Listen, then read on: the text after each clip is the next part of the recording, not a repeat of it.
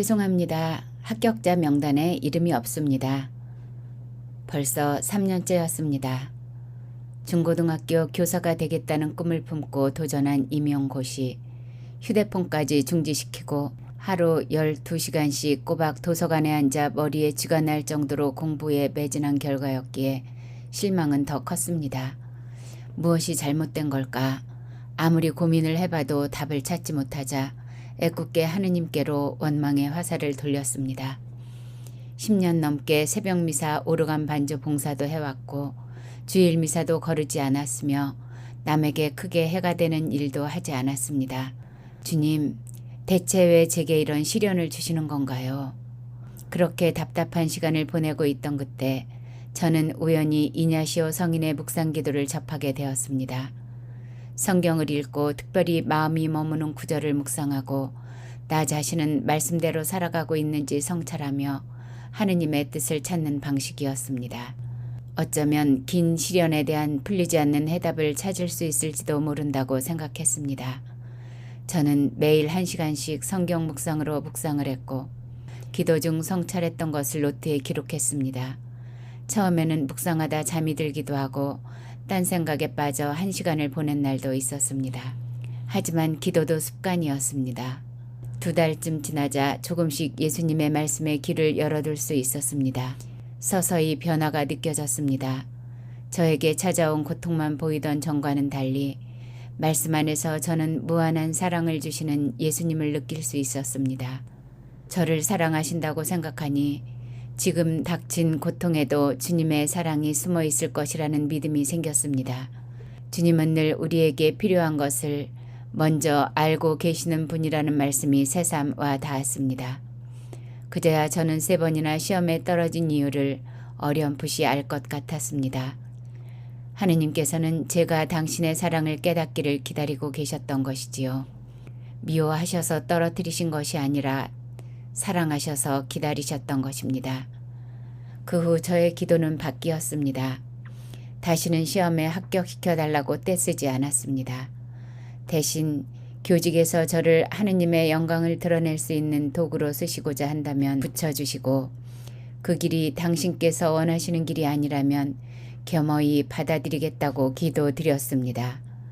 하느님께서는 그렇게 온전한 믿음을 주셨습니다. 믿음은 곧 눈앞의 현실로 나타났습니다. 합격이었습니다. 기뻤습니다. 합격 자체도 기뻤지만 무엇보다 제가 바라는 삶과 하느님께서 제게 원하시는 삶이 일치했기에 더 기쁘고 신이 났습니다. 거친 세상으로 나가기 전 저의 영성을 굳건히 준비시켜 주신 하느님께 감사를 고백할 수밖에 없었습니다. 하느님을 느끼지 못하고 빨리 합격했더라면 어땠을까 상상해 보았습니다. 아찔했습니다. 그저 내가 똑똑해 합격했다고 자만했겠지요. 교직에 들어와서도 하느님께서 바라시는 일이라는 소명의식 없이 일했을 것입니다. 조금 힘들어지면 이 길이 내 길이 아닌가 의심했을 것입니다. 하지만 기도를 통해 하느님과 함께 선택했기에 확신과 소명의식을 갖고 교직을 시작할 수 있었습니다. 그러니 더 이상 3번의 실패는 제게 고통이 아니었습니다. 축복이었습니다. 그런데 생각지도 못했던 일이 저를 기다리고 있었습니다. 고등학교 시절부터 가장 친하게 지내던 친구도 저처럼 임용고시를 준비하고 있었는데 안타깝게도 합격하지 못했습니다. 친구는 당분간 연락이 안 될 거라고 하더군요. 그 후로 그 친구와는 더 이상 연락이 닿지 않았습니다. 몇 년을 기다리던 합격이었지만 어쩐지 행복하지 않았습니다. 그때 저는 깨달았습니다. 다른 사람이 불행한데 결코 나 혼자서는 행복할 수 없다는 것을요. 하느님 나라 안에서 우리는 모두 하나의 원처럼 이어져 있다는 것을요. 어쩌면 그래서 하느님은 우리 지구를 둥글게 만드셨을지도 모른다는 생각이 들었습니다. 사람들이 한데 모여 서로서로 손을 잡으면 시작도 끝도 없는 원이 됩니다. 원우에서 잘나고 못난 사람이 따로 있지 않다는 뜻이기도 합니다. 부유함과 가난함, 지위에 높고 낮음이 없습니다. 그저 모두가 똑같이 사랑받아야 할 존재일 뿐입니다. 그렇게 살아가라고 둥근 지구를 만드신 거라면 우리는 서로의 손을 잡아야 했습니다. 원을 만들어 하나가 되어야 했습니다. 이웃을 내 몸같이 사랑하라는 말씀이 깊이 와 닿았습니다. 주님께서는 나의 행복만 쫓을 것이 아니라 타인의 행복도 적극적으로 함께 찾아주기를 바라셨습니다. 무엇보다 우리 한 사람 한 사람을 사랑하시는 하느님을 알림으로써 그것이 시작될 수 있다고 믿었습니다. 지구의 중심에서 우리를 꼭 붙들어주고 계시는 분이 다름 아닌 바로 주님이시니까요. 이렇게 하느님은 세상을 바라보는 저의 시각을 하나둘 새롭게 해주셨습니다. 그 후 저는 묵상 노트 맨 첫 페이지에 저와 제 주변들 사람들의 소망을 써나갔습니다. 둘러보니 제 주변에 한때는 천주교 신자였으나 냉담 중인 사람들이 꽤 많았습니다. 그분들이 하느님의 품 안으로 돌아올 수 있도록 이끌어달라는 기도도 함께 적었습니다. 고민이 있으면 늘 털어놓게 되는 지혜로운 대학원 선배 언니가 있었습니다. 그런데 두 아이를 키우느라 성당을 못 나가고 있다고 했습니다. 그럴수록 주님을 찾으면 더 큰 힘을 주실 텐데 라는 마음이 들었지만 강요해서 될 일은 아니었기에 기도로 마음을 대신했습니다. 또 아끼는 후배는 7년 넘게 사귀던 남자친구와 헤어지면서 함께 다니던 성당에 더 이상 나가고 싶지 않다고 했습니다. 상처가 깊어 보였습니다. 그러나 언젠가는 주님의 이끄심으로 그 모든 상처가 치유될 것임을 믿고 기도를 올렸습니다. 그렇게 8년여의 세월이 흘렀고 그간 두 사람의 삶에 거센 풍랑이 일었습니다. 선배 언니의 첫째 아들에게 백혈병이라는 병마가 찾아와 언니의 삶을 송두리째 흔들어 놓았습니다. 마음이 아팠습니다. 하지만 사람을 쓰러뜨리는 분도 또한 살리시는 분도 주님이심을 믿고 언니에게 주님의 힘을 알리고 싶었습니다. 조심스럽게 저의 체험담을 들려주었습니다. 언니를 포함한 제 주변 사람들을 위한 기도문을 적어 오래전부터 기도해 왔노라고 덧붙였습니다. 그렇게 헤어지고 며칠 후 언니에게서 문자 하나를 받았습니다. 언니는 그날 너의 이야기를 들으면서 망치로 뒤통수를 한 대 얻어맞은 듯한 느낌을 받았어. 왜 나는 다른 사람들을 위해 기도하지 못했을까? 그날 이후 하루도 빠지지 않고 나뿐만 아니라 가까운 친구들, 심지어 앞집 아주머니를 위해서도 기도를 하고 있어. 그리고 마지막에 꼭 덧붙인단다. 주님, 혹시 미처 제가 알지 못한 고통 중에 있는 사람들까지도 돌보아 주시라고. 언니는 요즘 너를 통해서 주님께서 무엇인가를 내게 말씀하시고 계신다는 느낌을 받아 언니가 조금씩 마음을 열고 있었습니다. 이웃과 사랑하는 사람들을 위해 기도하는 언니의 따뜻한 마음이 느껴졌습니다. 감사했습니다. 하지만 아직 발걸음이 성당으로 향하기에는 무거워 보였습니다. 안타까웠습니다.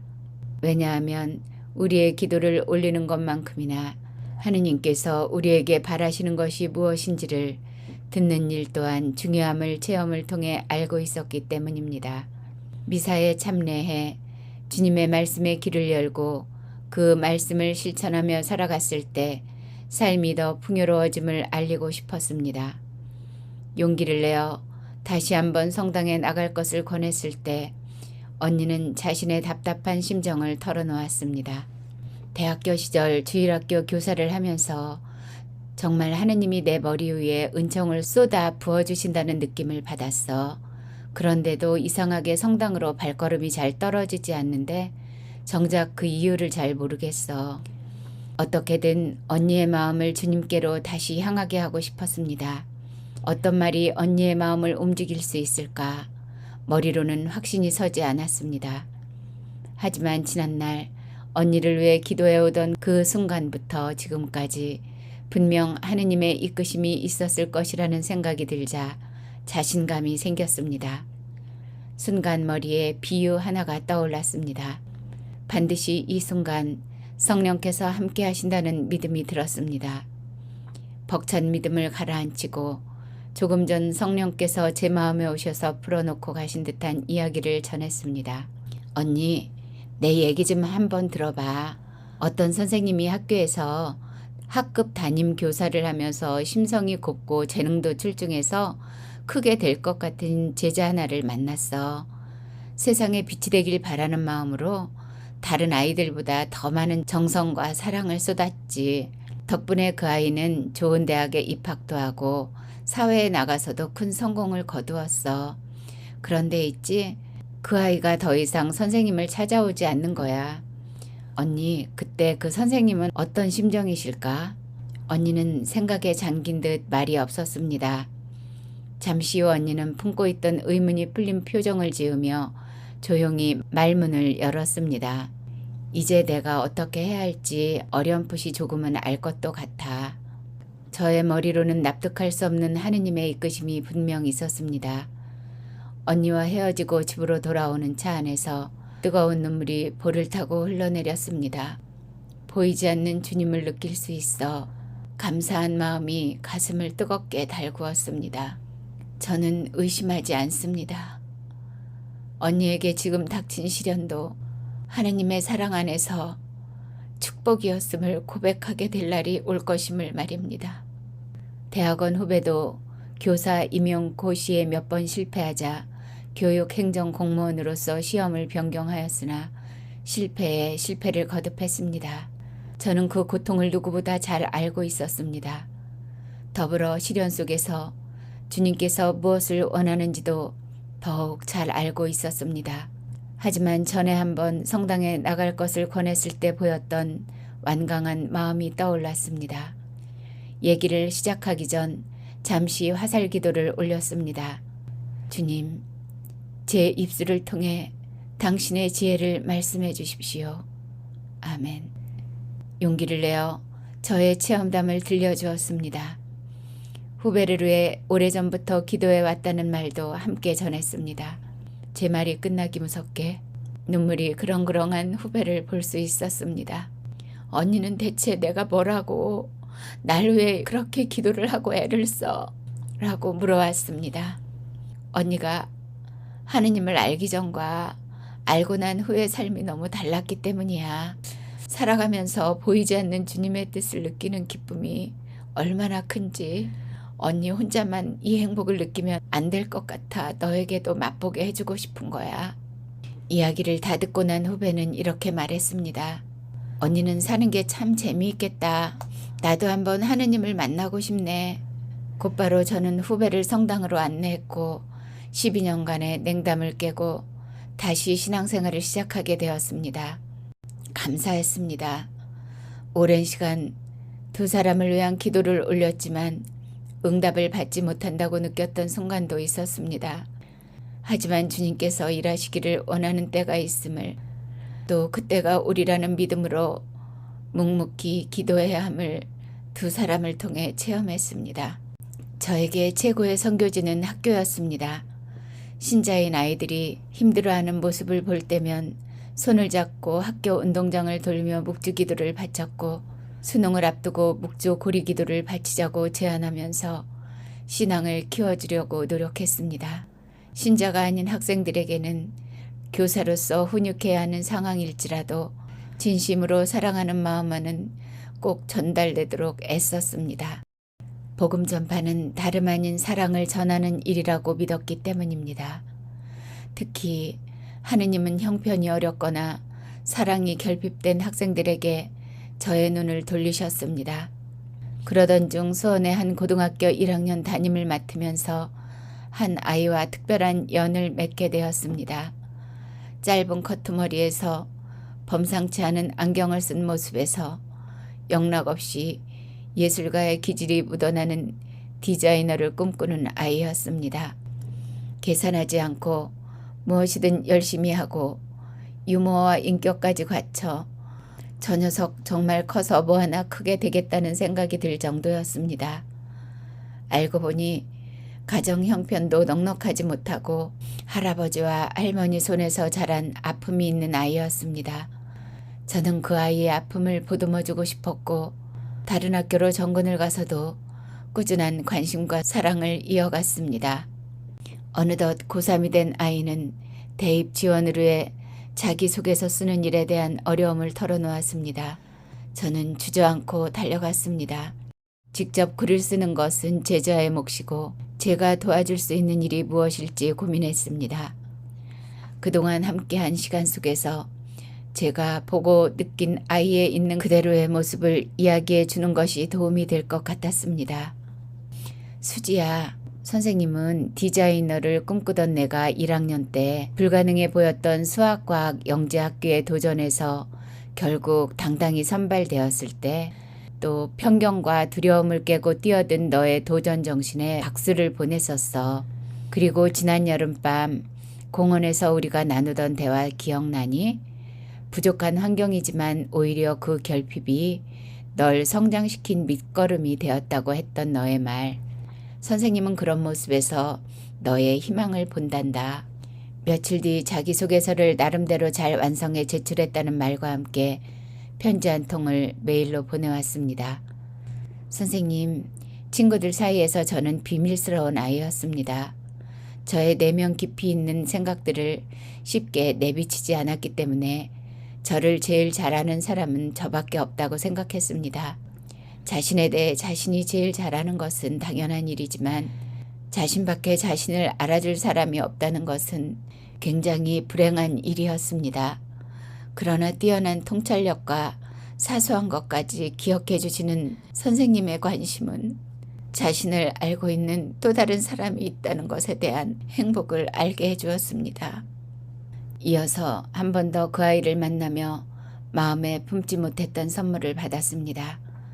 선생님, 사실 지금은 성당에 나가지 않지만 저와 할머니와 할아버지도 천주교 신자랍니다. 그런데 선생님과 제가 만난 것도 또 이렇게 가까이에 살면서 자주 보게 된 것도 우연이 아닌 것 같아요. 이번 주부터 당장 할머니와 할아버지와 함께 저도 성당에 나가겠어요. 저도 깜짝 놀랄 수밖에 없었습니다. 그 아이에게 전교해야겠다는 마음을 품고 다가간 적이 한 번도 없었기 때문에 신자인 사실을 전혀 모르고 있었던 것이지요. 저는 이 아이와의 인연에도 하느님의 뜻이 숨어 있었음을 뒤늦게 알고 정말 오묘하신 신비로 저에게 다가오는 하느님을 느낄 수 있었습니다. 이제는 더 지체할 이유가 없었습니다. 당장 그 주에 아이의 손을 잡고 제가 다니는 성당에 가 고해 성사를 보게 하고 신부님 수녀님께도 소개를 해드렸습니다. 주님의 도구로 쓰시려고 저를 교직에 보내셨음을 다시금 확인하게 되는 순간이었습니다. 그렇게 3주가 흐른 후 아이는 기쁜 소식을 전해왔습니다. 지원한 대학에 1차 합격을 한 것입니다. 이제 면접 통과만 앞두고 있었습니다. 마지막 관문을 잘 통과할 수 있게 도와주려고 아이와 조용한 찻집에 마주 앉았습니다. 면접에 자주 등장하는 기본적인 질문들을 던졌습니다. 그런데 아이의 반응이 제 예상을 비껴갔습니다. 평소의 모습대로라면 당차고 개성 넘치는 답변을 해 저를 놀라게 했을 터인데 잔뜩 주눅이 들고 불안한 모습이었습니다. 다시 신앙생활을 시작했다면 하느님의 기쁜 영이 충만했을 텐데 뭔가 이상했습니다.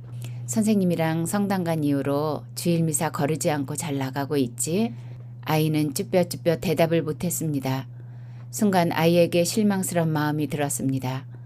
하지만 이내 이성을 잡고 생각해보니 선생님을 보고 시작한 신앙생활이 단단하리라는 기대가 오히려 욕심이었습니다.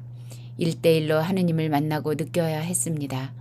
그래서 저희 체험단과 함께 묵상기도 하는 법을 아이에게 설명해 주었습니다. 설명만으로는 마음이 놓이지 않아 그 자리에서 함께 기도를 해보기로 했습니다. 매일 미사책을 꺼냈습니다. 호흡을 가다듬어 마음을 차분히 가라앉힌 뒤 그날의 복음 말씀을 펴고 찬찬히 함께 읽어나갔습니다. 그리고 가장 와닿는 구절이 어디냐고 물었습니다. 아이는 혼인잔치는 준비되었는데 초대받은 자들은 마땅치 않구나라는 구절을 가리켰습니다. 저는 소름이 돋았습니다. 그 순간 함께 하시는 주님을 느낄 수 있었습니다. 수지야, 선생님은 이 구절이 꼭 주님께서 너를 두고 하시는 말씀인 것 같구나. 주님께서는 너에게 무한한 자신감을 주시고 너의 무한한 재능을 발현시켜 너를 도구로 쓰시고자 밝은 앞날을 이미 다 마련해 놓고 계신데 그 잔치에 가지 않고 있는 너에게 하시는 말씀 말이야. 아이는 제 말이 끝나기가 무섭게 굵은 눈물 한 방울을 무릎에 떨구고는 물었습니다. 선생님, 평일에도 미사를 하나요? 그때 저는 확신했습니다. 이제는 아이가 주의를 지켜야 한다는 의무감이 아닌 하느님을 만나기 위해 성당에 갈 것임을요. 감사하게도 지금까지 아이는 신앙생활을 잘 이어나가고 있고 대학 합격이라는 기쁜 소식도 들려주었습니다. 실망하고 좌절하게 되는 부정적인 상황에도 지나고 보면 모두 주님의 섭리가 있음을 저는 다시금 체험했습니다. 저는 평소 아이들에게 점을 보러 가지 않는다고 자신 있게 이야기합니다. 사람들이 점집에 가는 이유는 대체로 불안한 미래 때문이거나 혹여나 좋지 않은 일이 생긴다면 굿이나 부적으로 애군을 막아볼 요량 때문이기도 합니다. 하지만 저는 아이들에게 말합니다. 살면서 매일 좋은 일만 일어날 수는 없다고. 다만 자신에게 닥친 시련을 받아들이는 자세와 바라보는 자세가 중요하다고 강조합니다. 신앙인의 눈으로 본 시련 안에는 하느님의 섭리가 숨어 있습니다. 그분이 마련해 놓으신 영광의 길에 도달하기 위해 거쳐야 하는 길인지도 모릅니다. 그렇다면 우리는 시련을 오히려 기쁘고 감사하게 받아들일 수도 있을 것입니다. 고통마저도 기쁘게 바라볼 수 있게 해주시는 분, 하느님은 진정 기쁨이십니다. 아버지께서는 제 이름을 한자 알지와 즐거울 흔자를 써 지어주셨습니다. 알아가는 즐거움을 아는 아이, 겸손하게 새로운 것을 배워나가는 것을 즐기는 사람으로 자라기를 바라셨습니다. 하느님을 알고 저는 제 이름의 새로운 의미를 찾아내었습니다. 살아가면서 보이지 않는 하느님의 뜻을 알아가는 즐거움을 아는 사람. 앞으로도 무슨 일이든 주님의 뜻을 묻고 그 뜻을 따르며 살아가는 주님의 자녀가 되고 싶습니다. 당신께서 지으신 이 둥근 세상 속에서 서로를 보듬고 사랑하며 하나 되어 살아가겠습니다.